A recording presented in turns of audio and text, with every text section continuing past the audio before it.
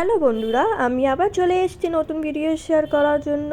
যাই হোক, আজকে উঠে পড়েছি, একটু লেট হয়ে গেছিলো, যদিও আমি লেটে উঠি, কিন্তু অ্যাকচুয়ালি কালকে রাতে আমি সারা রাত ঘুমাতে পারিনি। কারণ হচ্ছে যে আমার পায়ে ভীষণ যন্ত্রণা করছিল, আর একটু গরমও আছে। যাই হোক, তো এবার আমি সকালে উঠতে সবার আগে ঘর ঝাড়া মোছা, তারপরে বিছানার চাদর পাল্টানো।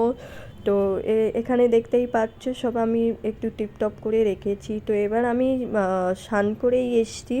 তো স্নান করে এসে একটু আমি ফ্রেশ হয়ে নিচ্ছি, একটু মুখে অল্প ময়েশ্চারাইজার দিলাম। আর সরি, কিছু মনে করবে না যে আমি ভিজে চুলের একটু সিঁদুরটা পরে নিলাম।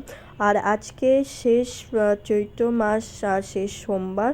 তো আজকে ভোলেনাথ বাবা পুজো দিলাম, আর আমার সবথেকে প্রিয় ঠাকুর।